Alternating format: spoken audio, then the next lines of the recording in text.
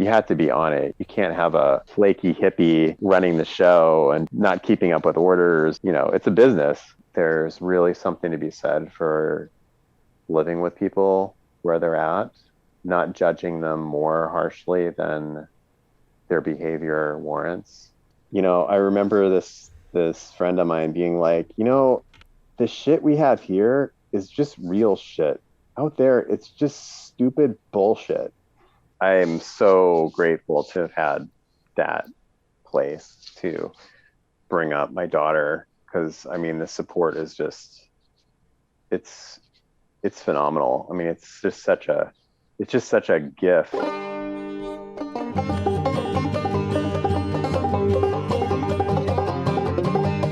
Yeah. So I'm Sorrel, and if they ask me why my parents gave me that name, I say, well, actually, I took it myself when I moved to the commune in the early 90s. And then, sometimes that leads into a little introduction of what the communes are. As little or as much detail as you care to get into it, where you grew up and how were you raised? I grew up in Indiana. My father was a history professor at the state university in the town. My mom was a stay-at-home mom, but she had been a French teacher. And she was an immigrant from Hungary, grew up in Hungary during the Second World War, and had those experiences as a child. So how does that bear on anything? They're very devout Catholics. So I was raised Catholic until I kind of, whoops, my cat is going to no problem. get in the frame here. That's only brownie points on the internet, right? And then I actually was pretty religious in my late teens. And I kind of did go through Catholic? It's like as a young, it came from like a free thinking Catholic family. It wasn't, there wasn't dogmatism, and my parents were so into education, and learning things. And so it wasn't like a closed-minded. They weren't like preachy or into lots of supernatural stuff. So it was like a very kind of rational humanism, but they were traditional Catholics at the same time. But yeah, when I went to a liberal arts college, and just the buildup of contradictions. Like, I couldn't take my traditional beliefs at face value about like homosexuality, and just a lot of like the personal morality seemed ridiculous. When I did eject it, I did kind of have like this Kierkegaardian thing that if you ditch that, then you're kind of like embracing nothingness or something, dovetailing with also depression and anxiety and life transition. So I did kind of identify as some kind of philosophical nihilist in my late teens, early 20s. And what really kind of gave me sort of like a new belief was I didn't like lose a sense of right and wrong, and I believed in justice. Even from my family, there's like a Catholic social tradition of social justice. The inequality in the world is part of the evil of the world in a way, or it's at least something that's wrong, and you should be doing your best to make the world a better place. So I still had that, and then that translated in like the liberal milieu of college into thinking about what was wrong politically and economically. So I was kind of drifting into typical left liberal kind of stuff. I guess it was my first year out of college, when I like just had to fend for myself for the first time, working crappy jobs. What year would that have been? 1992. Okay. Yeah. So I was born in 1970. Oh, well, so another thing that influenced me was, so my mom, I always was intrigued by the communist world. Like one of my grandparents still lived in communist Hungary. And I only saw him like twice in my life. And my mom's and her mother like got out just after the communist regime took over. So it was sort of like this intriguing other world. And I was quite aware, even as like a teenager, that the ideals, like the ideology of socialism, was about a certain kinds of justice, and it was about an injustice. It was like directed at an injustice in the world.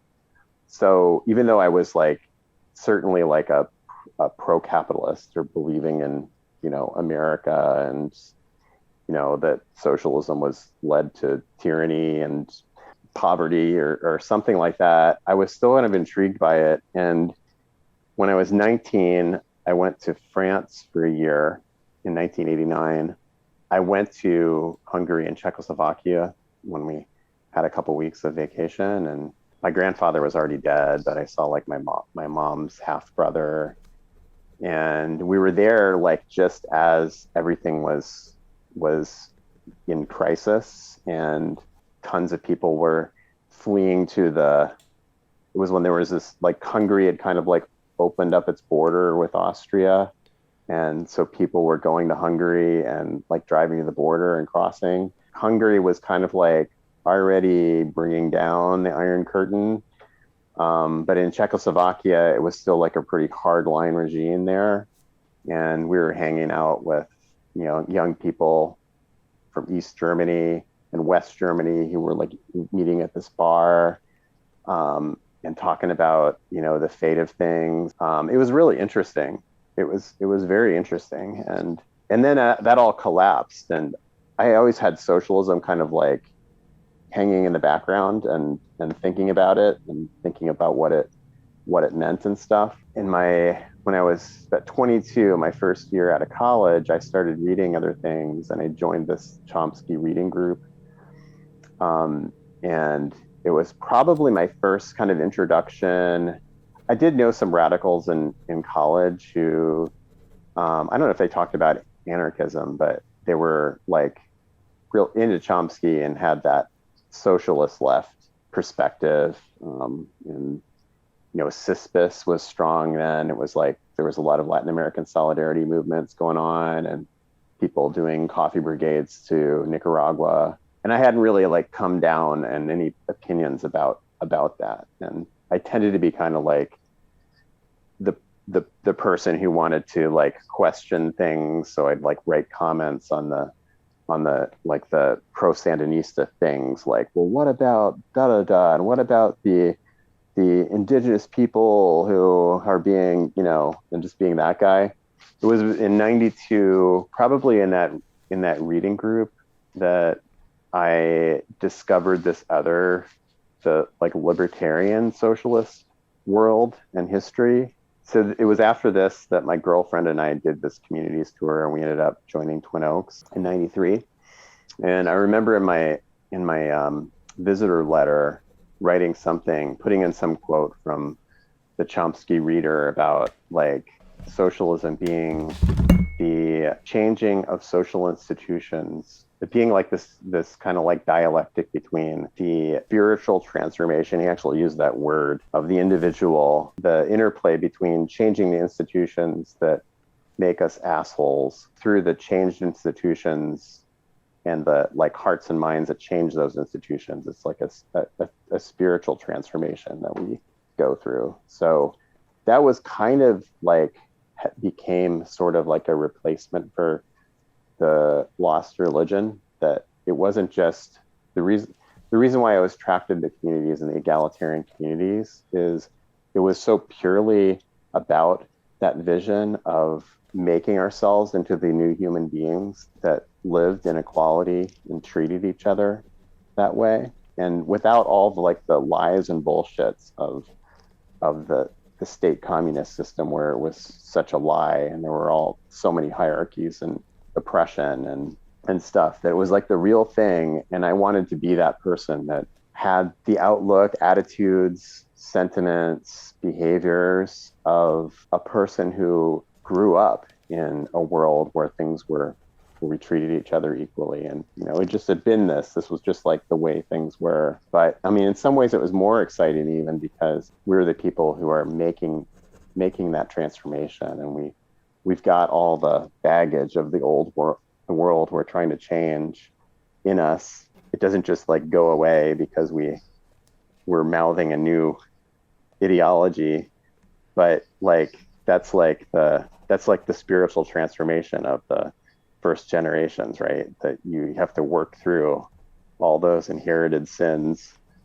that live in you to like slowly, you know, work yourself towards the better human beings that will live in a world without the oppression we have. So that's how I got into it. And you Plus, it said, was better than working in a fucking coffee shop. okay, yeah, so that would have been just a couple years after you graduated, and you Yeah. were. Did you or your girlfriend heard about Twin Oaks first, or how did you get in that initial step? Um, you know, I think it was my girlfriend who got the idea. Um, I remember that year, like thinking about maybe I'll go back to college and study this stuff. And I was starting to apply to these programs and even applied Plainfield, um, Vermont. I lived in Vermont then. Okay. Had a they even had like some kind of uh, social ecology program that was a lot about like thinking about intentional communities and this stuff. And I was writing this stuff, and meanwhile, I think my girlfriend was like getting these community directories and researching these communities. And I'm like, this is why am I applying to schools? I'm going to go into debt, and there's places where I can actually live this. Yeah, I ditched this whole graduate school idea, and we traveled around to the communities that were not just FEC communities, but those were definitely the ones that we liked the philosophy. We started out at Gonus in New York, and we went to Twin Oaks, and then we went to Eastwind. So it was like Twin Oaks, Acorn, Gonus. Yeah, I think maybe we were at Eastwind, and we thought that there was going to be like a 2-year waiting list at Twin Oaks. But then we got called, something like the waiting list just like cleared out like really fast. And I think we got called at Eastwind and said that we could move to Twin Oaks. I did do a full visitor period at Eastwind in '93. And what were your initial impressions when you first came to East Wind after having been at Twin Oaks and Acorn? Yeah, well, so there was this guy named Manny at Twin Oaks when we visited, a very charismatic.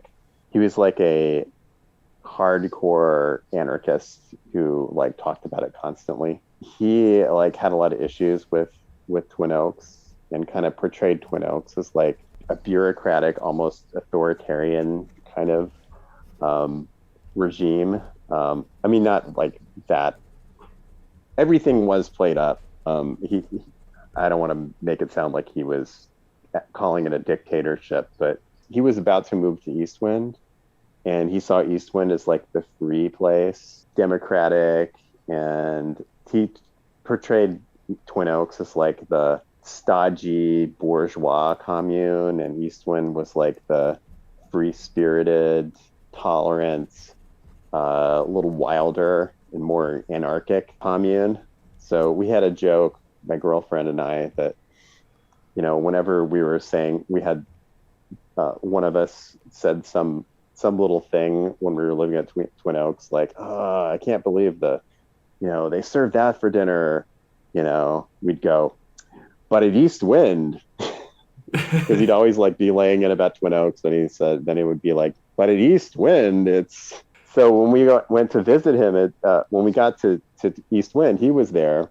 It only took him like 2 months or something of being there before he was he was already disillusioned about East Wind and like the things that didn't live up to his ideals and how he saw the petty politics. And, he always had a very strong opinion about what was like the right or anarchist thing in a situation. So he didn't actually stay there very long.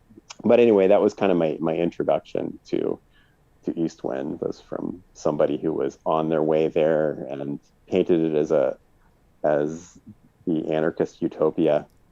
And then became disillusioned very quickly. Yeah, yeah. Okay. But I did like it. Yeah, I did like it. And I mean, I was only at Twin Oaks for a year. That was mostly because of what my girlfriend went through and a mental breakdown that she had, and having to leave for reasons that I certainly had criticisms of the community about as like being part of the cause. But, as time went on, I don't know, I could see it from more perspectives, I guess. But in any case, I didn't end up staying there that long. I might have been there for a long time if that hadn't happened. Twin Oaks was kind of stained in my mind, even after I broke up with my girlfriend. Like East Wind was like the place that like I had a more positive image of, and also my best friends had all moved there from Twin Oaks. Mm-hmm. Okay. Yeah, Twin Oaks and Acorn. Yeah. So the end of '96, I went to East Wind to meet a friend of mine who was quite the hobo, and he was at East Wind, but he left often to do these like train jaunts. And so he agreed to take me on trains out there, like hop freight trains out to San Francisco. But he was working on this building project. So he said, I got to finish this thing first. So I came out in the fall and did a visitor period and just like hung on as like a associate or something while we were doing these things. And then we hopped trains. But I like so fell in love with East Wind during that time. Like it was one of, those were two of like the best months of my life. And I just totally felt like I had found my people. I reconnected with these friends and made some new friends that just felt deeper bond than I'd had with any other friends. And then we went on this adventure together. It felt like getting transferred to Summerhill to me.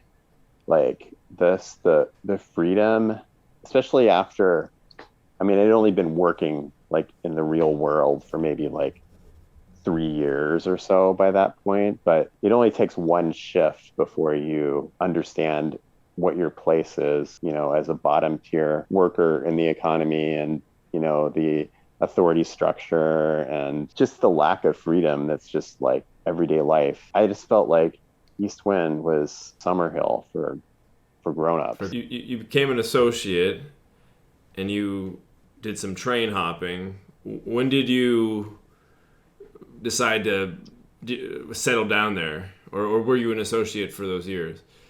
I hadn't really decided to move back to East Wind. I was not happy. I guess in my mind, like I had been happy at East Wind, and then I went to the West Coast and I was happy for a while, but then I kind of sunk into depression. East Wind was like the last place that I felt really good. So it was natural to go back there. But I hadn't really intended on staying. I had like, I don't know, I had like an idea of maybe trying New York City, and like checking out that scene. I didn't really know. I was pretty lost. And what happened is that I just ended up going back to East Wind without any clear plans and getting in a relationship that wasn't going to be a long-term relationship. But ended up we ended up pregnant, and At um, Eastwind. yeah, right. We're actually, I mean, both of us were leaving, and then it was after we left that she discovered that she was pregnant, and then I had to go through. I was still associate at that time. We decided, well, it would be great to be able to have this baby at Eastwind. So I went back and I had to do a lot of lobbying to get us readmitted. I mean, I was an Wait, associate, so I could move back, but she was no longer a member, so she so I had had dropped to. her membership. I mean, I'm pretty sure she had. I don't know what the rules are there if she was an associate. I mean, you had to be approved to have a child. Right. So, I Well, mean, technically, to have your child supported, but yeah, right. Or I don't really remember. there's some Yeah, tough technicalities around all that, but yeah, there is a right. It was vote like on. child branch had to accept it. And I mean, like, we weren't going to like move. I didn't want to move back there in opposition and, Right. without it not following the process. So Um, you had to get a petition signed. Is that how it went I down? did actually. Yeah. Okay. Yeah. I mean, I had the support of Child Branch, but, there were like things that went up on the backboard and stuff and notes. And there was something about like, actually, I don't know if the remark like breeders stay out or something. I don't know if that came up in reference to me, or that may have been, somebody else, but, there was There a was little bit of that. a strong antinatalist there, huh? Yeah. I don't think I I think ever there heard always anyone has been. using that term while I was there. But some people were very opposed to anyone having children, pretty much. Maybe. I mean, I don't know if that would have been thrown at somebody who had been a member for a number of years, Okay. but there definitely seemed to be sentiments about somebody, even people who are going through the normal membership process with kids or coming in pregnant, doing it the legit way. Yeah, there were attitudes that were pushed against. Like, there were definitely people who didn't like the idea of people moving there to have a baby. I think there were people who had the attitude that, these people are just using the community. But yeah, it actually was kind of an empowering experience for me. I think it was kind of good for me because I'm glad that I had to go around and do the petition. I had to face everybody one on one. And I think in general, like, I'm not a very confrontational person. I don't think I'm somebody who people take an immediate dislike to, or very many people do. So I think like people generally had a good opinion of me. I didn't mind having conversations with people who didn't like the fact that we were moving here. I felt like what was legitimate is just asking, what is my commitment to this community? Like a lot of people said, you haven't even been a member. You've been an associate and you've come and gone. Do you even plan to live here, or what does this place mean to you? I felt like after having a conversation with people and, getting to share what I did really love about Eastwind, and that I didn't take for granted at all that I was going to be getting in terms of support, and that I was really committed to giving the community my all. And like, I wanted to be part of the community to make Eastwind a great place. Even people who weren't too psyched about it were willing to sign. And I don't know, I think it was kind of a good thing, because then I knew, like, well, maybe even if less than half of the people were psyched about this, 2/3 of the people said I could do it. So I basically have the support of a super majority of the community. So then I felt like I was fully there and belonged there by going through that. Yeah, that's the most interesting way I've heard of someone becoming. That petition made you a full member, or No, no, it didn't make me. you I was a you provisional could go through the member. membership process with your girlfriend and I'm not sure I remember all the membership rules. yeah, you can Um, like every 5 years you can change from full member to associate or associate to full member, something like that. oh, I think it might have been even like looser than that. I know Okay.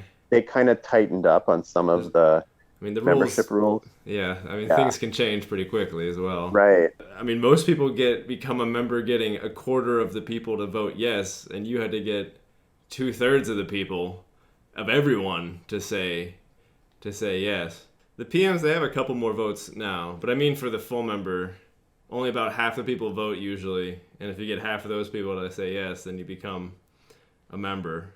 But Oh, okay. I'm pretty sure it was looser than that. Like, I don't think I'm almost positive that when I lived there, you just automatically became a member after a year, and oh, there would be okay. something that was posted that would say, "Hey, this person's coming up for full membership," but unless you had some percentage of concerns dropped on you, you just went straight to full member without any fanfare or process. I'm almost positive of that.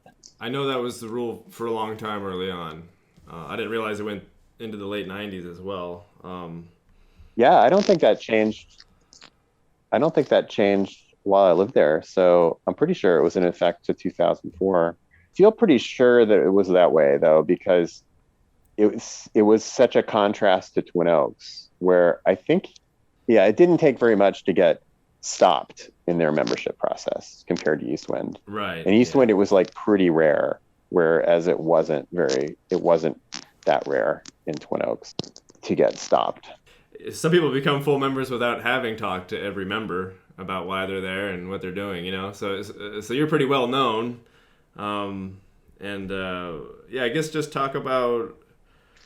Well, obviously you're Yeah, and I starting. guess just to be clear, I don't think it wasn't really like a petition to get me to be a full member. I still was a PM.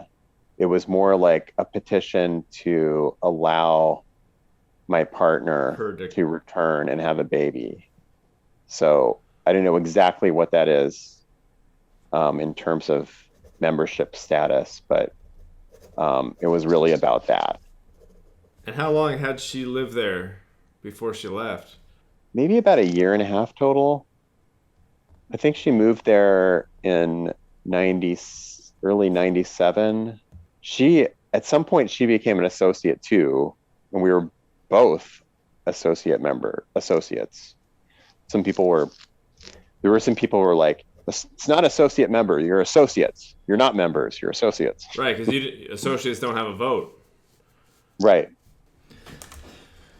So you're 27 now, Um, upon this petition passing, coming back. About let's 28. see. 28, yeah. So you're 28. Your first child's on the way, Yeah. and you all live in Lilliput. Yeah. And Yeah. Lilliput they just expanded it, right? Or they just built the first building then? No. I mean, it definitely been there for a while. It was there when I visited in 93. Um, I don't think so. I think any additions had been a while. So it was two wings connected to the kitchen. Yeah. Okay.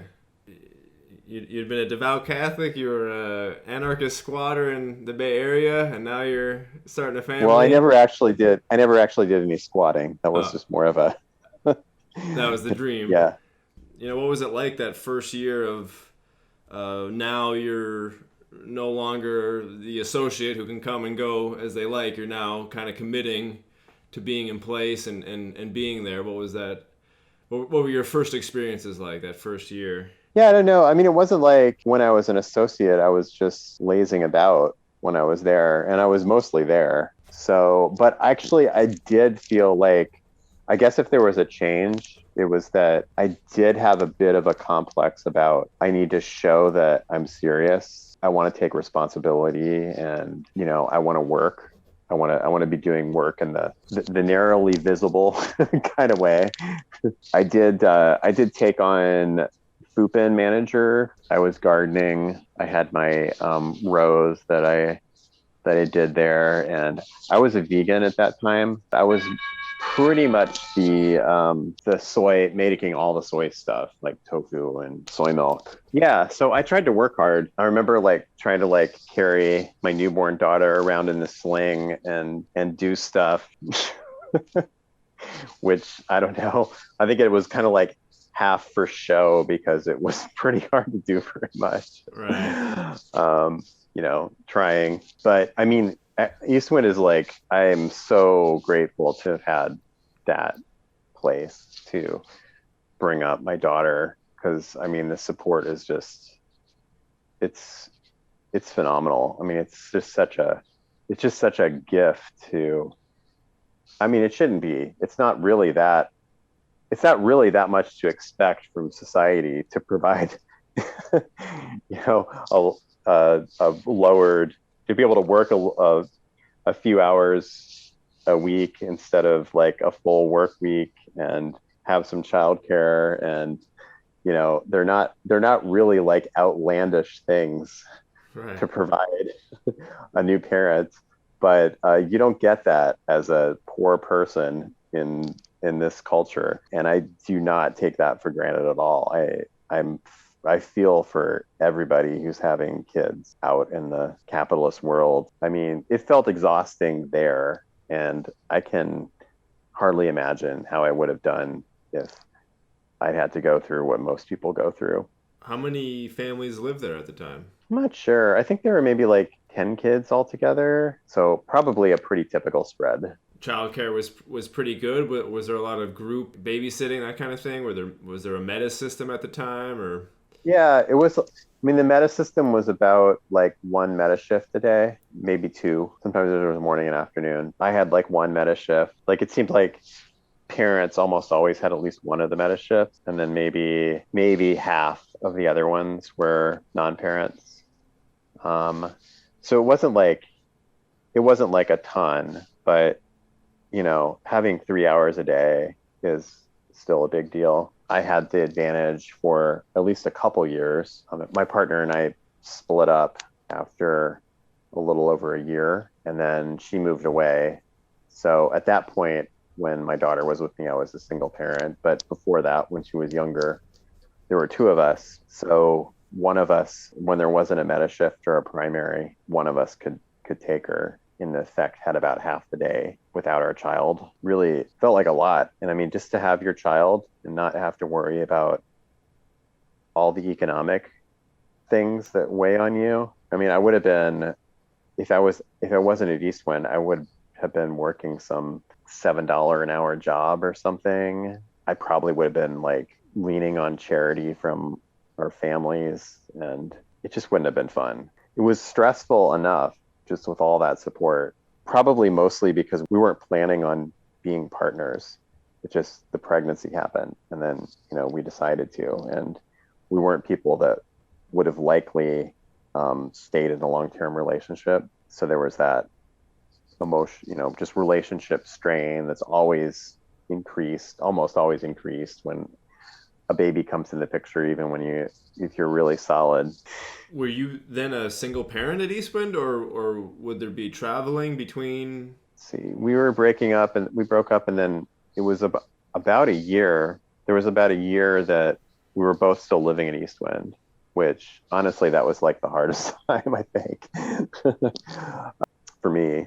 Except, when she left, then we split the time. So like, my daughter would live with me for a couple months, and then I'd take her to Wisconsin and she'd stay with her mom for a couple months.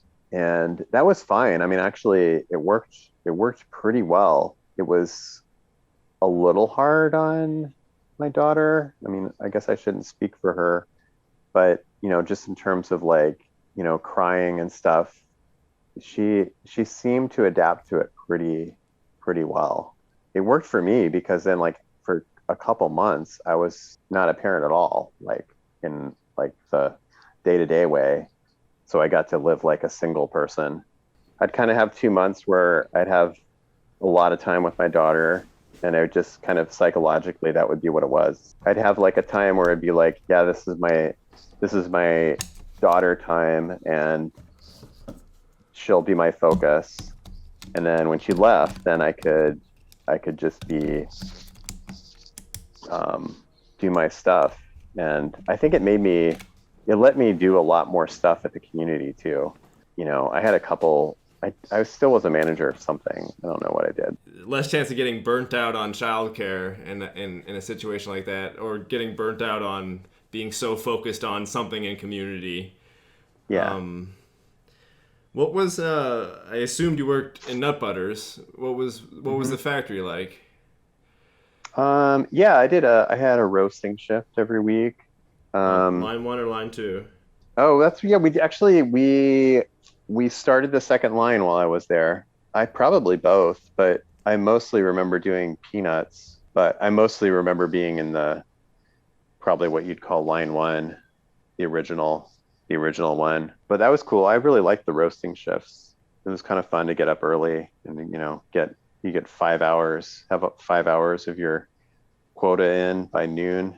Right. Got the day's work in. Yeah. In terms of, you've had a lot of experiences since then working, I assume, and was it pretty well managed? Was it pretty stress-free? Or was there, of course there's going to be breakdowns and all sorts of things happening. Oh, at Nut Butters? Yeah, I mean, I was in Nut Butter management, so I don't know. At that time, Anna was the general manager. She may not have had that title always. I think she called herself on the sales end, but she was the de facto manager, and definitely super competent, had a MBA or something. A very, to say, not a soft management style. So some people did not like the way she, her propensity to yell at people when they messed up and stuff. But it definitely kept people. You weren't gonna flake out on a shift and not hear about it. Chances are you're gonna be reamed out about it in the middle of RB. So I think it. I mean, it was definitely the cash cow. It probably still is. Yeah, I think it was run well. Yeah, I mean, I was aware that management, business management, was the weakest link in the commune system, because it was one of the hardest jobs and really required professionalism. You had to be on it. You can't have a flaky hippie running the show and not keeping up with orders. It's a business. It was very evident that the managers were overtaxed in terms of the responsibility that fell on them. I remember having a pet project. I got myself elected as the labor manager, which is kind of a joke position. I remember trying to come up with schemes for getting more responsibility spread around. And yeah, I mean, I definitely saw that as one of the stress points in the voluntary system. And you were trying to address that through the labor manager position. Do you happen to remember even one specific idea that you might have had? Well, the basic idea was a responsibility credit system. In the early days of Twin Oaks, they had a variable labor credit system, basically following the Walden 2 model. If you read that novel, the rate would go up when jobs weren't filled. The undesirable jobs would get a higher credit. They did that in the early days of Twin Oaks, but it just ended up pissing people off. And there are ways that system can get gamed too. So I was trying to think of some scheme, something sort of like a responsibility quota, and then how do you make people do it? It probably really wasn't something that would fit at Eastwind. I remember, I think I talked about it with a few people, and I never got anything more than kind of a raised eyebrow. What was the social scene like? Was there a strong party culture while you were there? Oh yeah, definitely. Has there ever not been a party culture? You're the only person I've interviewed in this particular time frame, so I always like to ask, was alcohol prominent? did it cause many big problems, that kind of thing? I guess it depends who you were in the community, whether you saw things as problems. There was definitely, I mean, there was like the fire circle crowd, the music room. Yeah, sure. The music room. There was like pretty much nightly, it seemed like, people hanging out there. And that was like the place where you went to drink and smoke and stuff. Seemed like there was like a pretty strong overlap between that crowd and the ranch people. So like the meaty people. And when I was there, I think it's like more, at least from the videos that I've seen, it seems like the ranch scene is even bigger now, and there's more animals, and the whole like raising their own meat and slaughtering and stuff. It's like a big culture. It was definitely like a culture there. But there was also a fair number of vegetarians and vegans. And, there was a little tension there. I was in the vegetarian crowd.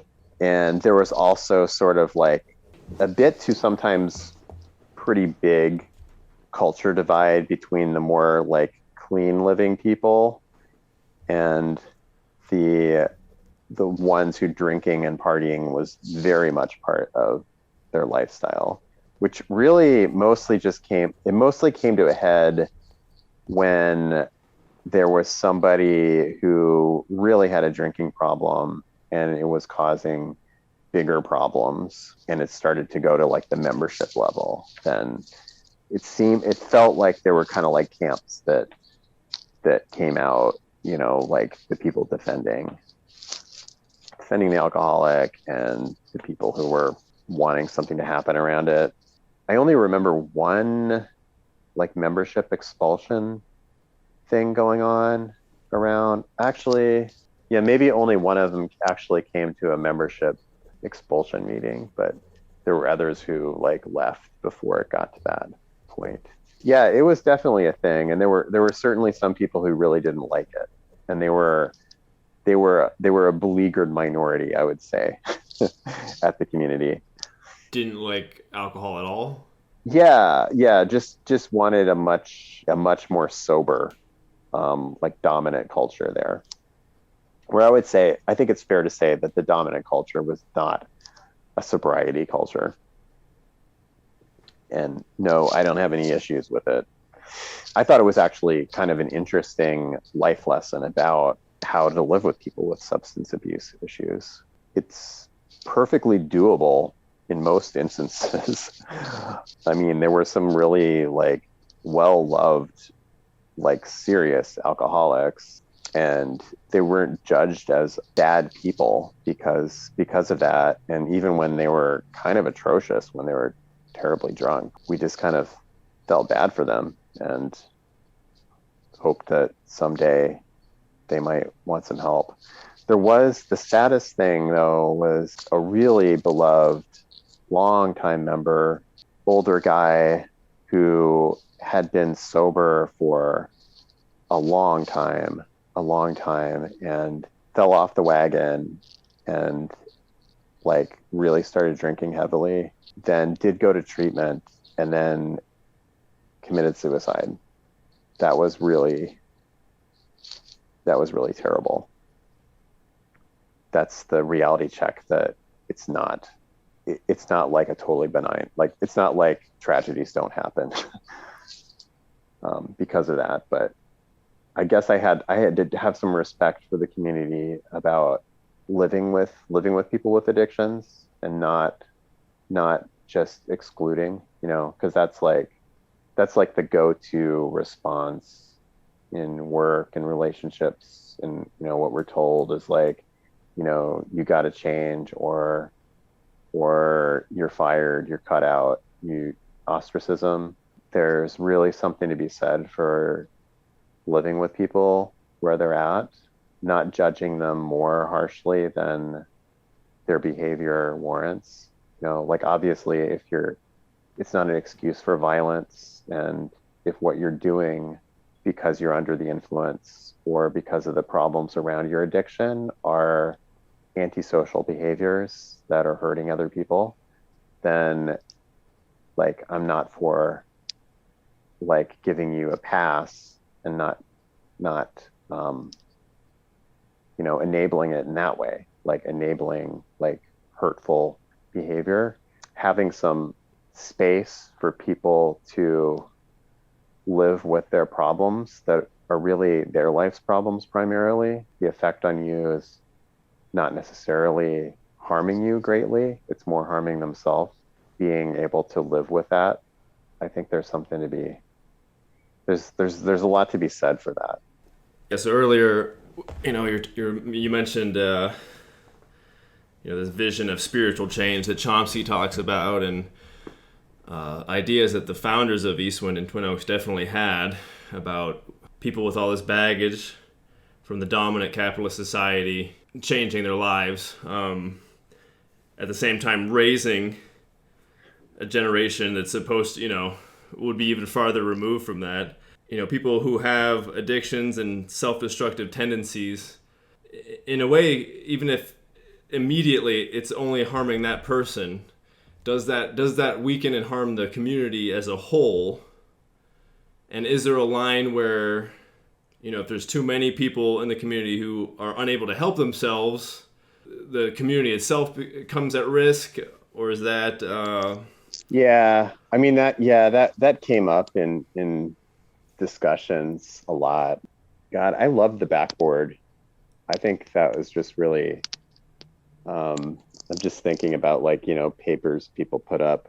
I mean, that's like the best thing for people who I'm gonna stray off your question for a sec. I remember somebody who lived there a lot of the time that I was there, like talking about a lot. It seemed like there were a lot of people who would leave for a while, and then in a year or two they'd be back. When they left, they were like, it was like, this, sick of this shit, blah blah blah, and then they'd be back and they'd be like, God, it sucks out there. And I remember this friend of mine being like, the shit we have here is just real shit.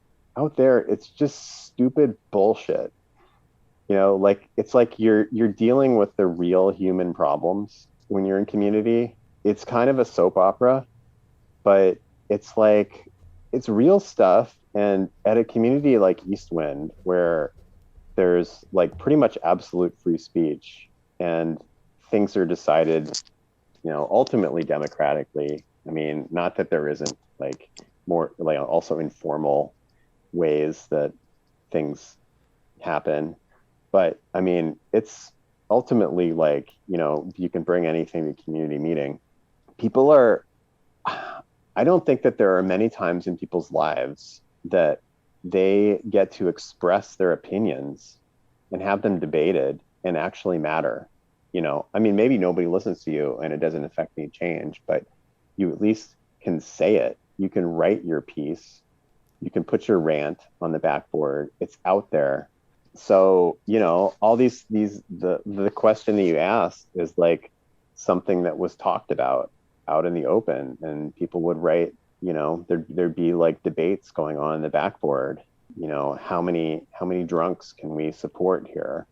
What's the tipping point? Are we just gonna, just have people who nobody takes responsibility? They just want to come here and party. And, what point, like, are the people who are working hard just say, fuck it and leave, and then like the person who's like playing the balance is like, come on, people, like recognize that just because somebody drinks and likes to party, they're also the ones who are like hauling your shit. And, they're like, these are also people who work hard.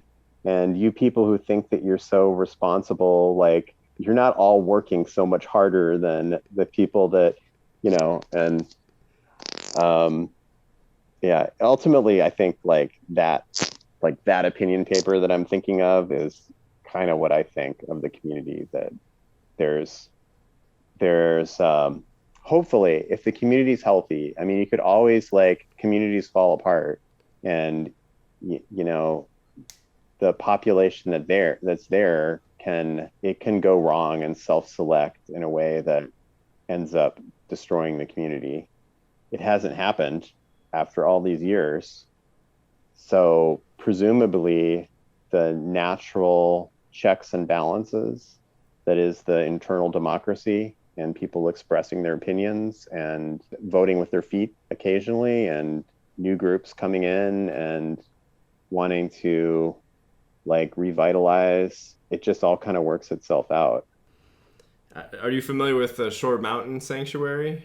Have you heard of that Yeah, community? yeah, that was like a yeah, that was a popular place that people went to. I never got there. But someone who was there at the founding explained to me that they had a small group of people who were all about one-upping each other, and they were the responsibility, work hard all the time type crowd. And she just described how these people built this amazing infrastructure that's still there today and still enjoyed by the people who live there. But none of those people live there. Like all those people got fed up with living in this kind of intense competitive environment. So Hmm. I think it's really important to have both poles in a way, because you will have the people who are like, we need to get all this sorted out right now. And it's like, well, actually, you don't. But yes, let's all, put our hand in to try to make living here a pleasant experience. Yeah. Um, And the flip side on that, which my friend Kara was saying in this thing that I remember writing, was that if it was all you responsibility people here, nobody want to move here because it wouldn't be any fun. So, the party culture is what makes people like, uh, that's also why people want to move here. right. So like, yeah, it was sort of like, there's a balance here. We need both these groups. Yeah, you can be a total stranger and make a couple friends the first night you're there, because there's always, there's going to be easygoing people around. Why do you think the movement hasn't grown more? Specifically, the FEC. You have Twin Oaks and East Wind, 67 and 73, and then Acorn in 93. And there's been other smaller satellites. But do you have any thoughts on that? Why hasn't, even along that little strip of dirt road in Ozark County, why isn't there an East Wind 2 just up the street? You know? Yeah. Well, I mean, I think it's capitalism. It takes money, the way that we're doing it, it's like you gotta get a hunk of money to buy a piece of land, and then, there's the infrastructure, and people don't want to just like do this to make a big money making venture that will give them money to like quickly put up new buildings, and also like the it's the organic social thing is like a slow thing. You probably can't just like lay down a template and say, say there was like a Robert Owen figure, who some billionaire who was like we can set up we can have a 10,000 east winds across the country, and that'll be the way to communism. And I, the enlightened capitalist, having made my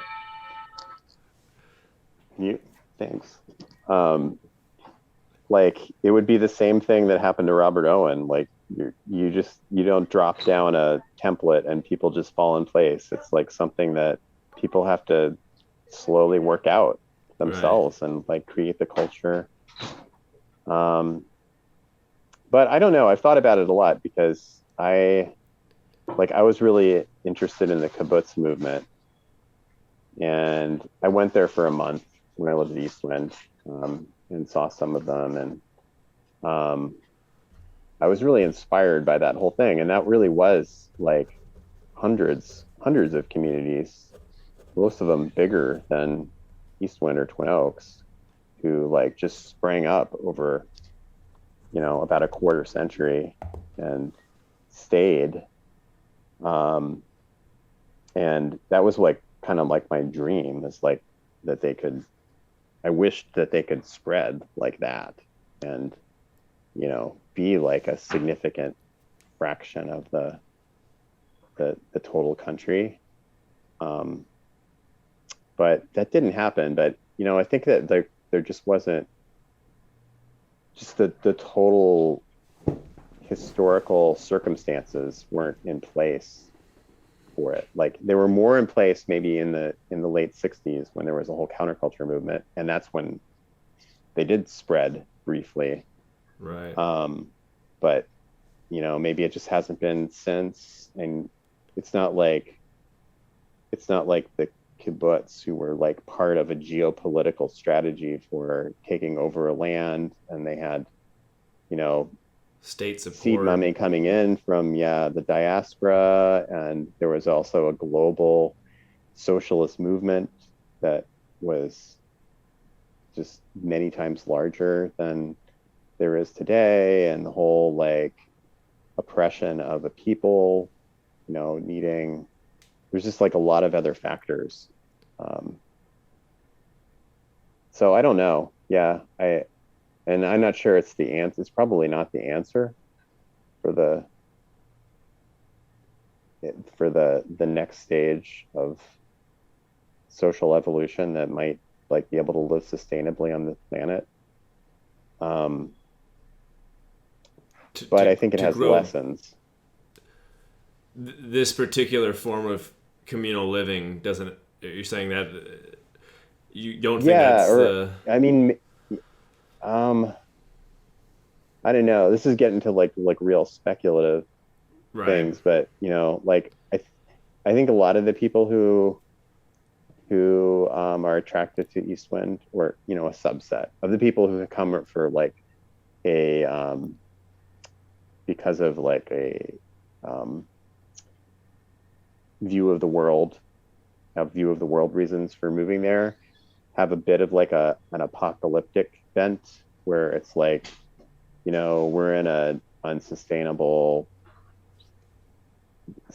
economy, society, there's going to be some kind of collapse, and like this is like, this is what can like live out survive into the collapse of civilization or something. We got a warehouse full of peanut butter. I think it's like a strange kind of dystopian utopianism.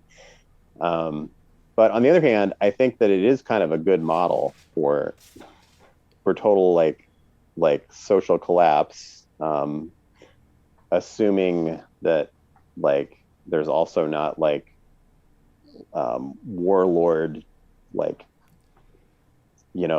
like you also need to have the arms to like defend your little stake. Anyway, we don't need to go down all that. I do. I guess though, I like just the idea of like we do have to like really scale back our consumption, and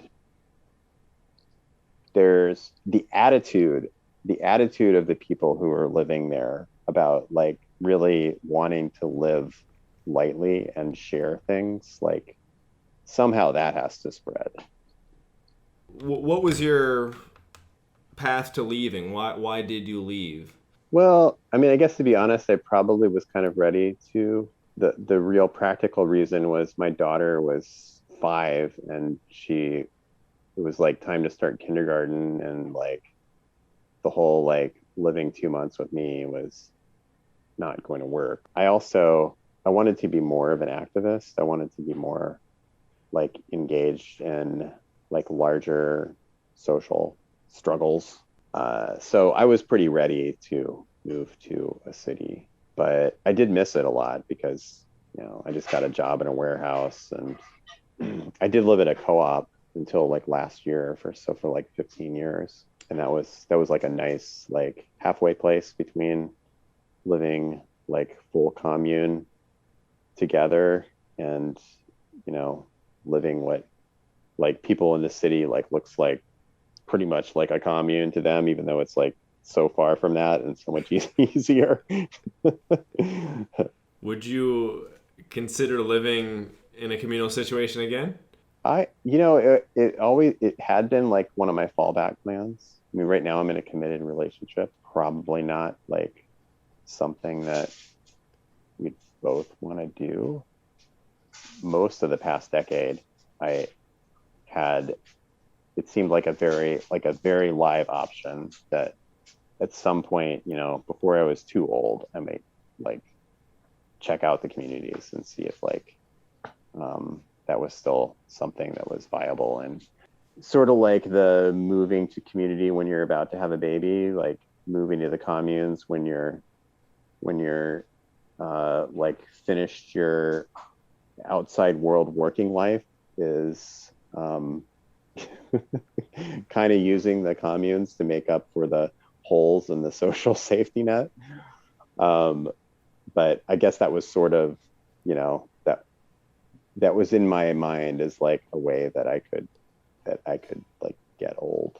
I didn't have money, as like, move to the communities in my 50s or 60s. Yeah. On the other hand, I think that's kind of an issue. That is one of the issues that I have with the FEC communities. I don't know if it's changed, but I don't think it's right that the communities are not contributing to Social Security for their members.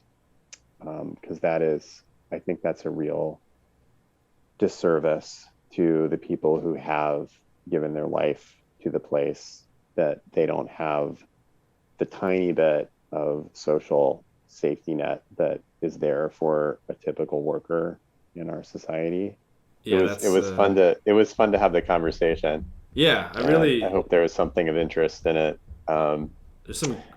I really enjoyed this one. There was That's a long time. Most of the people I'm talking to have been there within the last 5 years or so. So it's to have this kind of perspective. This was a great interview. Thanks for doing it. I appreciate it. Yeah. Thanks for sharing too.